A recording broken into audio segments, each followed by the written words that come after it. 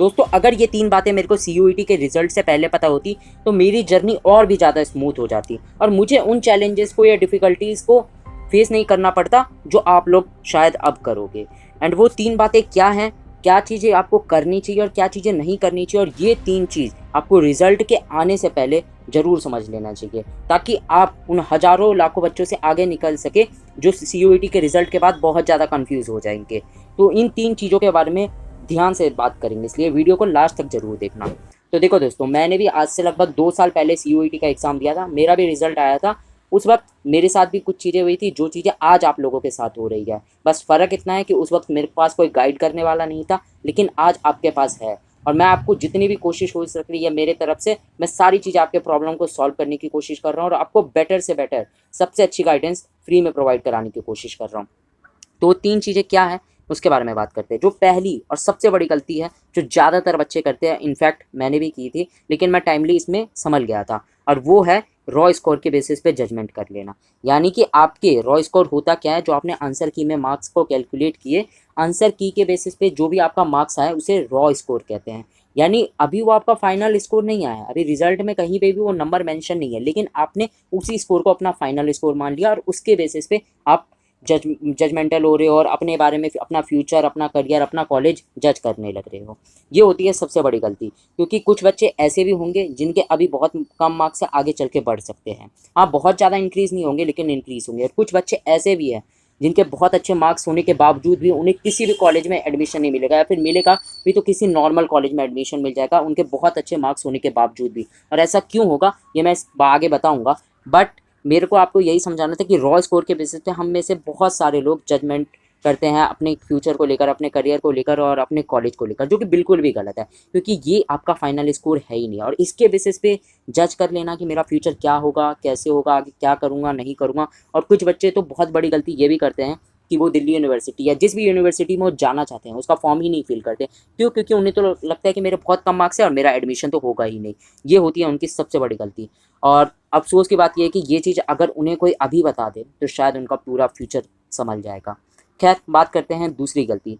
तो दोस्तों, अभी जैसा कि मैंने बताया था कि कुछ बच्चे ऐसे भी होते हैं जिनके बहुत अच्छे मार्क्स होते हैं, लेकिन आगे चलकर उन्हें कोई बढ़िया कॉलेज नहीं मिल पाता है, या फिर मिलता भी है तो एक नॉर्मल सा कॉलेज मिल जाता है जो कि वो डिज़र्व नहीं करते, उससे बेटर कॉलेज डिज़र्व करते हैं। ऐसा होता क्यों है? वो है दूसरी सबसे बड़ी गलती, वो है bad preference sheet. Preference sheet वो इतनी गलत तरीके से बना लेते हैं कि उनको अच्छे मार्क्स होने के बावजूद भी एक बेटर कॉलेज नहीं मिल जाता, और या एटलीस्ट जितना वो डिज़र्व कर रहे हैं उनसे हमेशा उन्हें कम ही मिलता है। और प्रेफ़रेंस शीट को अच्छे से ना बनाने का कारण उनका होता है क्योंकि उनके पास कोई गाइडेंस देने के लिए नहीं होता है, या फिर वो भी केयरलेस होते हैं, या फिर इतना अच्छे से रिसर्च करके नहीं जाते हैं प्रेफ़रेंस शीट को लेकर, या फिर किसी ऐसे गलत आदमी की प्रेफ़रेंस शीट ले लेते हैं या ख़रीद लेते हैं जिस कारण उनका पूरा फ्यूचर ऑलमोस्ट 3 से 4 साल आने वाले पूरा बर्बाद होके चला जाता है। इसलिए प्रेफ़रेंस शीट पे भी आपको जितना हो सके रिसर्च करना चाहिए, अपने कोर्स को समझना चाहिए, अपने कॉलेज को समझना चाहिए, और सबसे इम्पोर्टेंट, इन सारी चीज़ों से पहले अपने आप को समझना चाहिए कि एटलीस्ट आपको क्या चाहिए। इसलिए प्रेफ़रेंस शीट में जितना ज़्यादा आप रिसर्च करोगे उतना ही ज़्यादा इम्पोर्टेंट होगा। एंड बैड प्रेफ़रेंस शीट मतलब आपका पूरा फ्यूचर ही बर्बाद आने वाले 3 से 4 साल, और ये चीज़ बहुत कम बच्चों को पता होती है। एंड मैं शुक्रगुज़ार था कि मुझे ये सारी चीज़ों के बारे में पता चला था, क्योंकि मैंने खुद ही बहुत ज़्यादा रिसर्च किया था, सारी चीज़ों को समझा था, इसलिए मैं इस वाले लूप में तो नहीं फँसा था। हाँ, पहले वाले रॉ स्कोर के बेसिस पे मैंने भी अपने आप को जज किया था, जो कि बहुत ज़्यादा नॉर्मल है, लेकिन टाइमली मैं सुधर भी गया था। एंड अब इसलिए मैं आपको गाइड कर रहा हूँ कि इसके बेसिस पे अपना फ्यूचर, करियर या कॉलेज जज मत करो। अभी कुछ भी हो सकता है, आपकी एक छोटी से छोटी गलती भी आपका पूरा फ्यूचर बर्बाद कर सकती है, इसलिए सारी चीज़ों को ध्यान से समझ के करना होता है। तीसरी और मोस्ट इम्पॉर्टेंट चीज़ जो मेरे को आज तक रिग्रेट होता है कि मेरे टाइम पे काश ये चीज़ होती तो मेरे को और अच्छे से गाइडेंस मिल पाती, और जितना मेरा एनर्जी, टाइम वेस्ट हुआ उतना नहीं हो पाता, और कम टाइम पे मैं सारी चीज़ें समझ पाता। और वो है तीसरी चीज़, guidance from a right senior. एक अच्छे सीनियर से गाइडेंस मिलना बहुत ज़्यादा ज़रूरी है। आप लोग लकी हो, आपको मिल पा रहा है, लेकिन मेरे टाइम पे मेरे पास ऐसा शायद ही कोई इंसान था जो इतना अच्छे से सारी चीज़ें एक्सप्लेन कर पा रहा हो, या फिर जो सच्चाई है वो बता पा रहा हो, चाहे वो यूनिवर्सिटी की हो, कॉलेजेस की हो, या फिर प्रेफरेंस शीट को लेकर। मेरे टाइम पे ऐसा कुछ भी नहीं था, इसलिए मेरे को ज़्यादा टाइम, एनर्जी लगी इन सारी चीज़ों को समझने में, करने में। एंड अब मैं ये नहीं चाहता कि जो प्रॉब्लम मैंने फेस करी वो आने वाले बच्चे फेस करें, इसलिए मैं अपने यूट्यूब चैनल के थ्रू सभी बच्चों को गाइड करने की कोशिश करता हूँ, वो भी फ्री में। जितना हो सके, जितना पॉसिबल हो सके, सारी चीज़ें मैं कोशिश करता हूँ। हाँ, मैं जानता हूँ मैं अकेला हूँ, इतना अच्छे से सारी चीज़ें मैनेज नहीं कर पाता हूँ, मेरे सब्सक्राइबर भी बहुत ज़्यादा नहीं है, मेरे व्यूज़ भी वीडियोज़ पर बहुत कम आते हैं, लेकिन मुझे बस इस बात की खुशी है कि अगर मेरे वीडियो से किसी एक बच्चे की भी मदद हो रही है ना, या एक भी बच्चे को राइट गाइडेंस मिल रही है, तो मेरा मोटिव पूरा हो जाएगा। इसलिए मैं अपने चैनल पे लगातार वीडियोस बना के जितनी भी चीज़ें प्रॉब्लम्स होती हैं उनको सॉल्व करके, इनफैक्ट अब तो मैं इससे भी एक लेवल ऊपर चला गया हूँ। आपके लिए मैंने एक टेलीग्राम चैनल बना के और ग्रुप भी, जो कि बहुत टाइम से और बहुत सारे बच्चे जुड़ भी चुके हैं, एक ग्रुप बना रखा है जहाँ पे अपने डायरेक्टली आप मेरे से क्वेश्चन पूछ सकते हो और मैं वहाँ पे आपको आंसर भी देने की कोशिश करता हूँ। मैं वैसे तो, मेरे पास कोई बहुत बड़ी टीम नहीं है, 10-12 लोगों की टीम नहीं है कि मैं सारी चीज़ें मैनेज कर सकूँ और आपको टाइम टू टाइम सारी चीज़ें प्रोवाइड करा सकूँ, बट फिर भी जितना मेरे से हो पाता है वो सारी चीज़ें मैं कोशिश करता हूँ आपको प्रोवाइड कराने की, ताकि आपको एक सही गाइडेंस मिल सके। अब देखो दोस्तों, मैं ये नहीं कह रहा हूँ कि आप मेरे से ही गाइडेंस लो, किसी से भी गाइडेंस लो, लेकिन वो जो भी आपको गाइडेंस दे रहा है उस फील्ड का उसे सारी नॉलेज होनी चाहिए, अच्छे से वो एक्सप्लेन कर पाए और जो रियलिटी है वो बता पाए।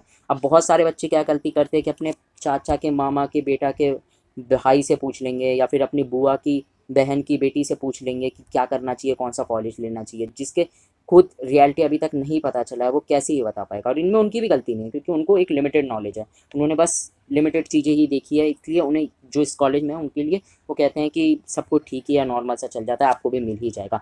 लेकिन उस प्रोसीजर में कॉलेज तो मिल ही जाएगा, मैंने मना नहीं किया, वो भी आपको एडवाइस देंगे, कॉलेज मिल जाएगा, लेकिन एक बेटर कॉलेज और इस प्रोसेस में जो सारी चीज़ें करनी चाहिए और क्या कुछ गलतियां हैं, छोटी से छोटी गलती जिस कारण आपका फॉर्म रिजेक्ट हो जाता है, कई बार अच्छा कॉलेज नहीं मिल पाता है, और प्रेफरेंस शीट में एक छोटी सी गलती आने वाले 3 से 4 साल बर्बाद कर देते हैं। ये सारी चीज़ें आई थिंक वो लोग नहीं समझा पाते, और इनमें उनकी गलती है नहीं। क्यों? क्योंकि वो उस फील्ड के रिलेटेड नहीं है, उस फील्ड के एक्सपर्ट नहीं है, उनके पास इतना ज़्यादा नॉलेज नहीं है, एक्सपीरियंस नहीं है। इसलिए मैं ये नहीं कह रहा कि आप मेरे से ही गाइडेंस लो, किसी भी ऐसे इंसान से गाइडेंस लो जो आपको सही गाइडेंस देता हो, अच्छे से सारी चीज़ें एक्सप्लेन करे, और जितना हो सके वो आपको हेल्प करने की कोशिश करे, उस फील्ड के बारे में उसे पूरी नॉलेज होनी चाहिए। इसलिए दोस्तों, ये 3 चीज़ें मैं बताना चाहता था कि अगर मुझे पहले पता होती तो मेरी जर्नी और भी ज़्यादा स्मूथ हो जाती, और भी ज़्यादा सारी चीज़ें, जितनी भी इंपॉर्टेंट चीज़ें होती हैं मुझे जल्दी समझ आ जाती, और मैं इतना ज़्यादा कंफ्यूज नहीं होता। ऑल्दो मैं कंफ्यूज हुआ नहीं, मैंने अपने भरोसे ही, अपने ही सेल्फ डिपेंडेंट होकर सारी चीज़ें मैंने सॉल्व करी, खुद से प्रेफरेंस शीट बनाई, एंड अब इसलिए भी मैं सभी बच्चों को प्रेफरेंस शीट भी प्रोवाइड करा रहा हूँ जितना मेरे से हो पा रहा है। एंड हाँ, वो प्रेफरेंस शीट अगर आपको भी चाहिए तो टेलीग्राम ग्रुप से जुड़ जाना, बट एक चीज़ है, वो प्रेफरेंस शीट सिर्फ सब्सक्राइबर के लिए होगी, क्योंकि जिन लोगों ने मेरी अभी तक मदद करी, जिन लोगों ने अभी तक मेरा साथ दिया, मैं उनका साथ नहीं छोड़ सकता। मैं जानता हूँ और भी बहुत सारे लोग आते हैं, वीडियोज़ देखते हैं, चले जाते हैं, लेकिन जो वीडियोज़ देखकर लाइक करते हैं और चैनल को सब्सक्राइब करते हैं, सिर्फ उन्हीं को ये प्रेफरेंस शीट मिलेगी। बाकी आपकी और भी कोई दिक्कत है, समस्या है, प्रॉब्लम है, तो आपका भैया आपके साथ खड़ा है, कमेंट बॉक्स में लिखो, मैं आपको रिप्लाई भी करूँगा, और अगर बहुत बड़ी दिक्कत हुई तो उस पर एक डिटेल वीडियो भी बनाऊँगा। बाकी मिलता हूँ आपसे नेक्स्ट वीडियो में।